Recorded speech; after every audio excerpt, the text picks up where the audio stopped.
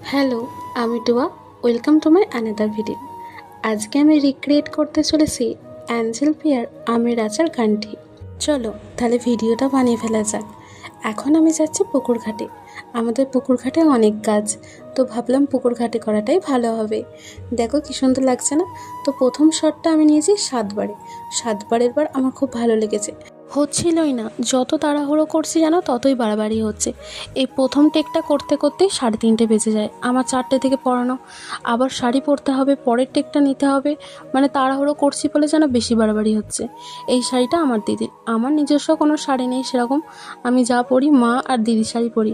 এই গাছটা আমি রাস্তা থেকে তুলে এনেছিলাম যখন হাঁটতে যেতাম, প্রায় মরেই গিয়েছিল। তারপর অনেক কষ্টে বাঁচাতে পেরেছি।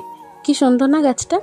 তারপর আমি মেকআপগুলো করে নিচ্ছি। আমার একটা মেকআপও ঠিকঠাক রাখে না আমার ভাইরা, সব কিছু ওপরে তুলে রাখতে হয়। যদি ভুলবশত কোনো কিছু নিচে থাকে, নিয়ে যাবে, গিয়ে বেসিনে নিয়ে গিয়ে ধুয়ে দেবে। এটা আমার অর্ধেক হয়ে গেছে, ধুয়ে ফেলে দিয়েছে ও।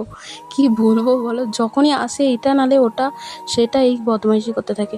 তাড়াহুড়োর জন্য আমি হাতে করে ব্লেন্ড করে নিচ্ছিলাম, মানে যত তাড়াতাড়ি করা যায় আর কি।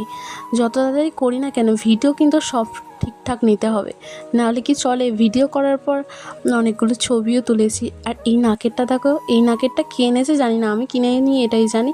মনে হয় দিদির। এই নাকেরটা আমার অনেক দিনের পরার ইচ্ছা ছিল। সো ফাইনালি আজকে আমি এই নাকেরটা পরেছি। আর আমার এই ভিডিও করতে করতে বোন লাস্টে চলে আসে, আমাকে অনেকগুলো হেল্প করে দেয়, অনেক ছবিও তুলে দেয়, ভিডিও করে দেয়। সো আমের আচার ভিডিওটা পোস্ট হবে কালকে, দেখো কিন্তু। আজকের মতো টাটা।